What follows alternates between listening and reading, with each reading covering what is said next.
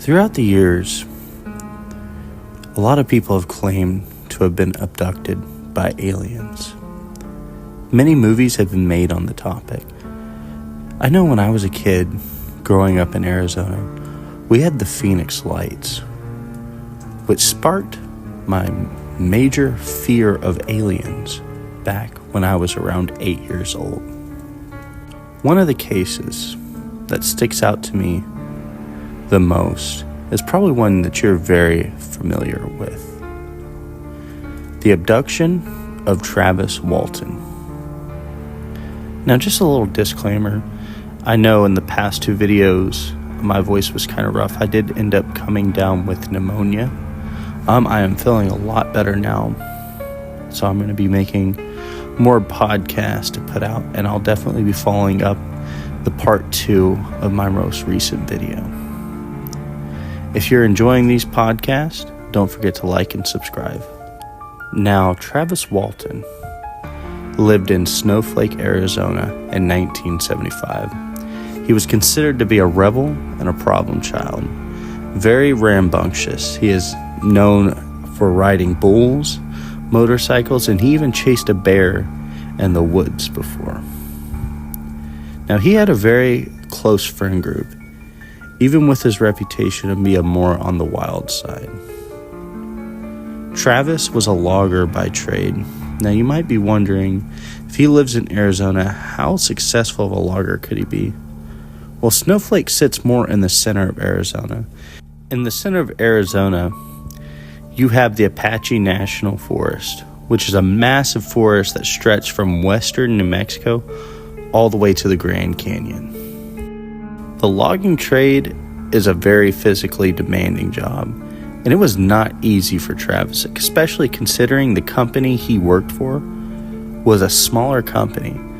So they did not have the biggest machines like a lot of the companies out there had.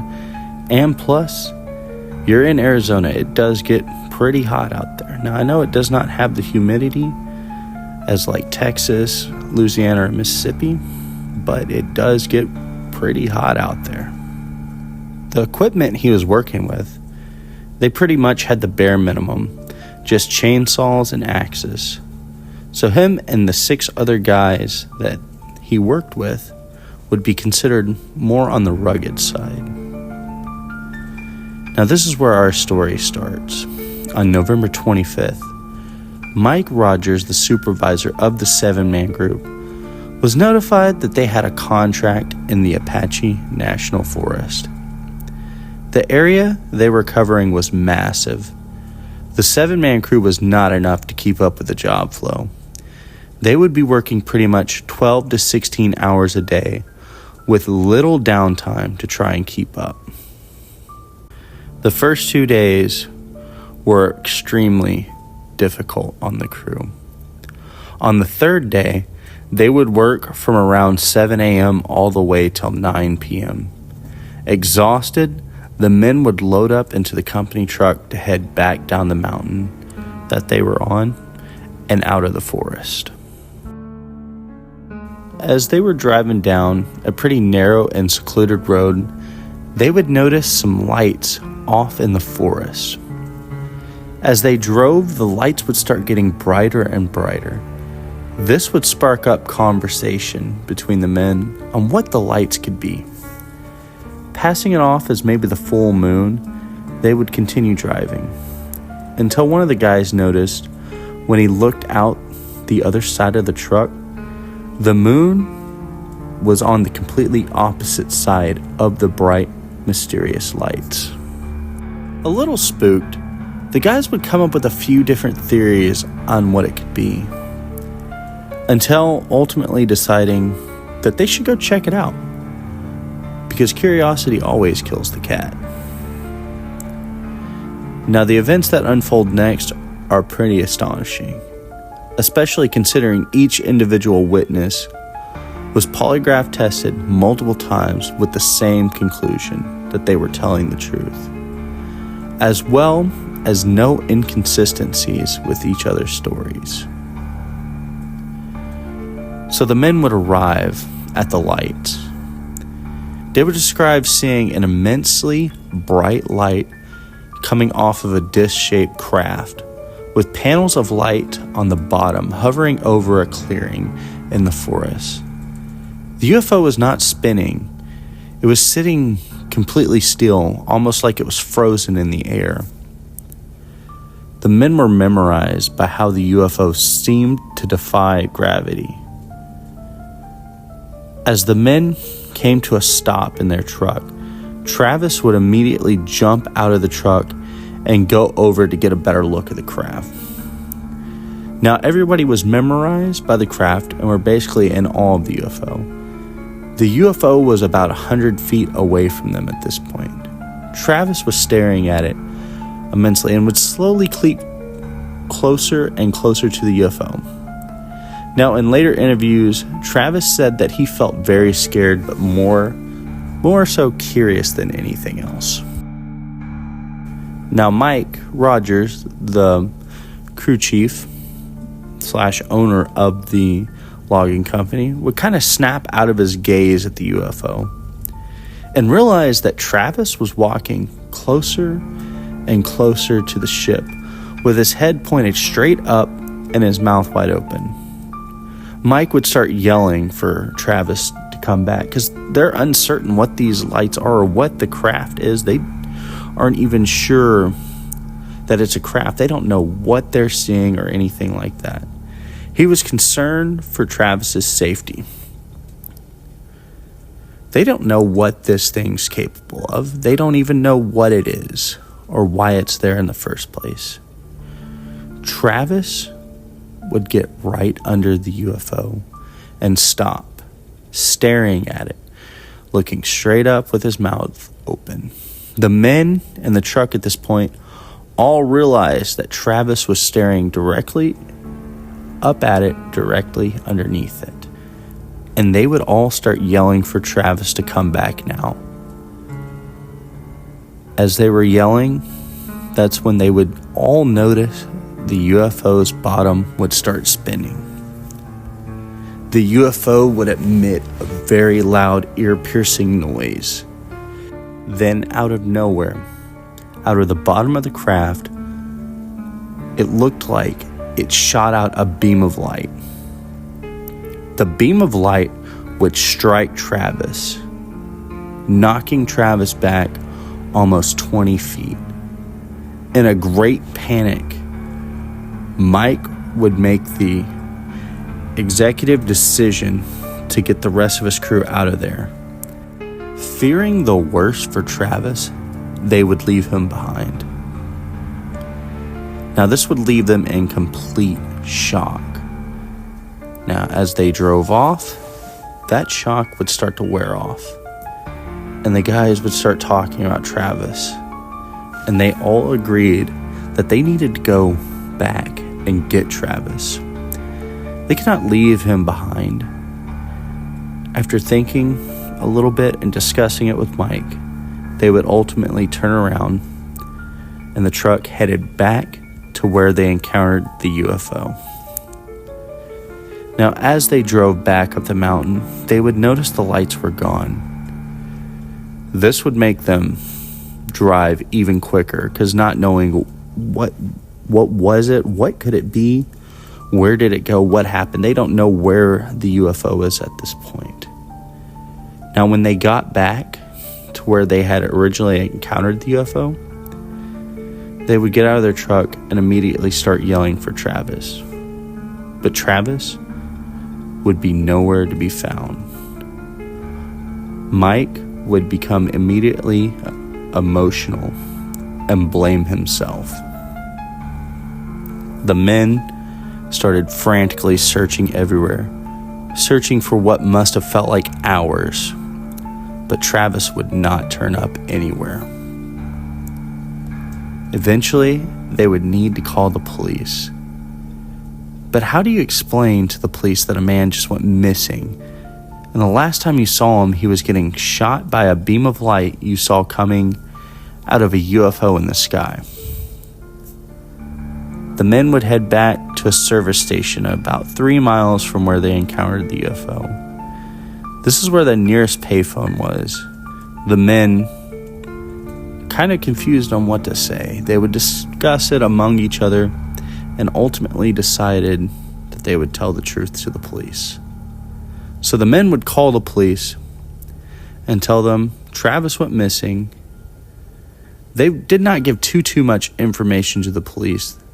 They basically told them that they would explain when they arrived. At this point, the men were feeling a mix of emotions. They were nervous on how they were going to tell the police. They were scared because what if the UFO comes back? And they felt sad because they felt like they abandoned Travis, and it's their fault that he's gone. But ultimately, what could they have done against that UFO?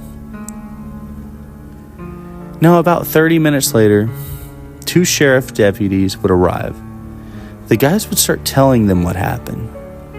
They tried to avoid using words like aliens or UFOs because it seemed like it was just confusing the sheriff's deputies.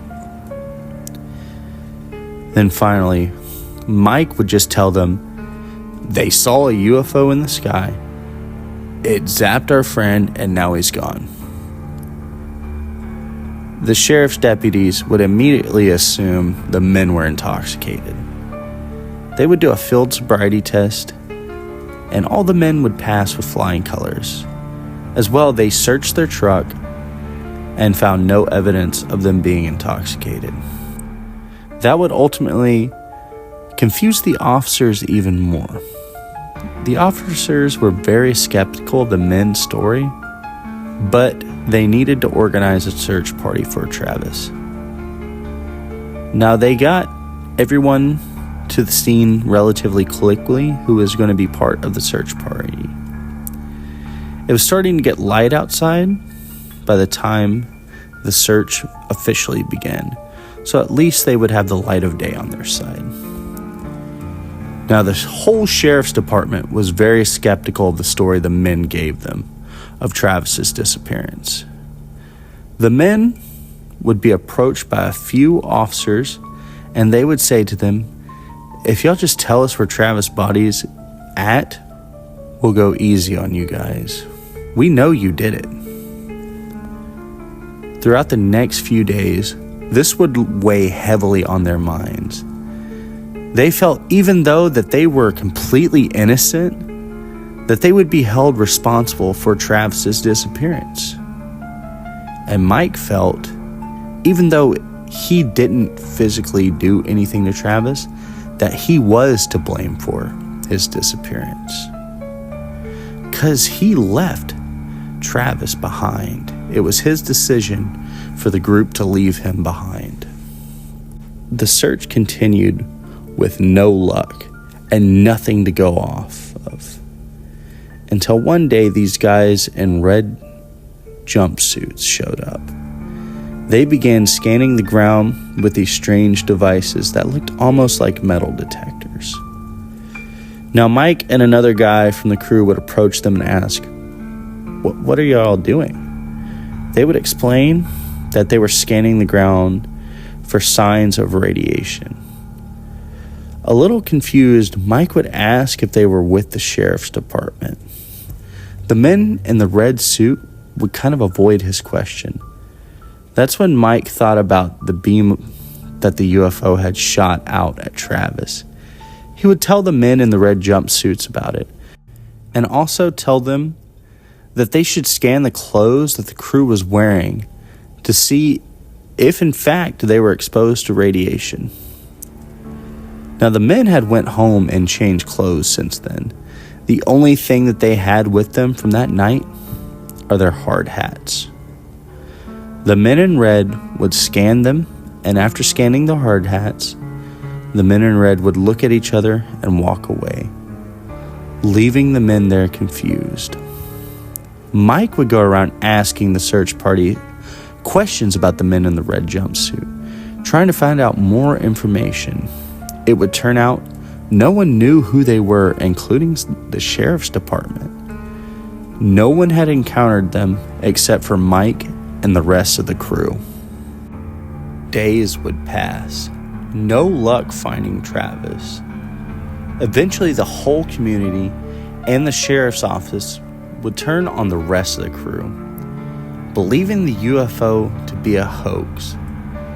They would say that the crew had done something to Travis and were basically lying about the whole ordeal. And they would also be very suspicious of the men in the red jumpsuits. How come Mike and his crew were the only ones to see them? Why would they make something up like that? And if they're telling the truth, why would men in red jumpsuits come out and look for radiation? What correlation does radiation have to UFOs? Comment down below. I would definitely love to know what correlation radiation does have to UFOs. With how fast this story traveled, it would make national and international news headlines. The sheriff's department became very frustrated because they believed this was all a big cover-up.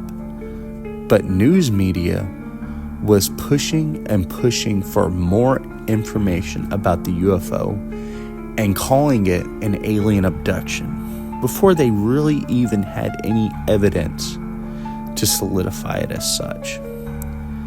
That's when the sheriff's department decided that they would settle it with simply a lie detector test. After hours of rigorous questioning, each member of the crew tested by themselves. The polygraph test would show that the men were in fact telling the truth. Now, what I found is 5 out of the 6 men passed the lie detector test, with 1 showing inconclusive results. So the likelihood of them telling a lie is slim. Not impossible, but very, very slim. Now, completely lost on what to do next, the unthinkable would happen in our story here. Travis would show back up. Now, if you're enjoying the story so far, don't forget to like and subscribe. And don't forget to comment video ideas down below. I definitely need some help on some topics to tell these stories over. I definitely enjoy doing these podcasts. So if you enjoy listening to them, recommend me something down below and I'll see about doing a story on it. Now, Travis would recall waking up on a pitch black road. He was feeling weak and very tired. He would muster up just enough strength to start walking down the road. Eventually, he would come to a rest stop and would call his brother. Now, how would you react if you received a phone call from your brother who was presumed missing and speculated that he was murdered by his co-workers in the middle of the woods somewhere? That would be exactly how Travis's brother felt. Telling his brother where he was, his brother would come and get him. Believe it or not, he was at the same rest stop that the crew members used to phone the police just a few days prior. When his brother got there, Travis was dazed and confused, believing it had only been about 20 minutes since his encounter with the UFO. He would have no real recollection of the past few days. His brother would ask him where he had been, breaking the news to Travis that he had been missing for days. This would make Travis question everything in reality because he felt as if it had only been 20 to 30 minutes since he was zapped by the UFO. Now, Travis was obviously also in shock, so his brother would take him to a local hospital. Of course, as soon as the media got wind of this, they would overwhelm everyone with questions and wanting to take pictures of Travis. As Travis rested in the hospital, he would start to have flashbacks to the unaccounted time in the past few days. This is what he experienced. Travis recalls waking up in a room full of what looked like medical professionals. In and out of consciousness, his life is literally flicking inside of his mind, just like an old stop-motion camera. He would see these humanoid creatures that were gray and very short, performing some kind of procedure on him. He would wake up and begin to rip all the stuff that the creatures have strapped onto him, and would grab what looked like a lamp and use it to push the creatures back. That's when he would get off of the bed that he was strapped down to and would run down the hall. He found an empty room with nothing in it but a chair. As he looked around, he would run into another humanoid wearing a spacesuit. He started talking with this man and noticed that the eyes were not normal looking at all. Remembering back earlier when he made eye contact with one of the creatures in the last room, he recognized those eyes. Scared for his life, Travis would beg the man to help him, but the man would grab him by the arm and begin escorting him back down the hallway to the room he was in. But they would pass that room, and he would throw him in another room. In that room was 3 more humanoids. They looked just like humans, but he could see their eyes and knew that they were humanoid figures disguised as regular people. The 4 humanoids would grab Travis and place him on the table. Travis would struggle because he felt as if he was fighting for his life at this point. Overwhelmed, they would put this gas mask looking instrument over Travis's face. And the next memory he has would be waking up on that road alone in the pitch black and very cold. What do you guys think of this crazy story? Another piece of evidence that makes this story kind of more convincing is that they also did a lie detector test on Travis. Now this time, instead of it being in the 70s, Travis's lie detector test took place in 2008. It would show that he was also telling the truth. Could he have been abducted? What happened to him if he wasn't abducted? How are all of them able to pass a polygraph test that is supposed to be 96% able to tell the truth? How good are these polygraph tests really? Now, I've researched that there are ways to get past polygraph test. That you can clench your toes in your shoes, you can step on thumbtacks in your shoes, all different sorts of ways.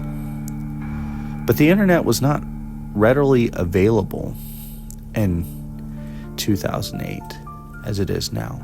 And for sure not in 1970. So how would they figure out these tricks? And realistically, how good of tricks are they? Can you really get past a polygraph test by just clenching your toes or stepping on a thumbtack in your shoe? Are the polygraph test 96% infallible? We may never know the truth, or we do know the truth. Comment down below what you think. Thank you for watching. Don't forget to like and subscribe.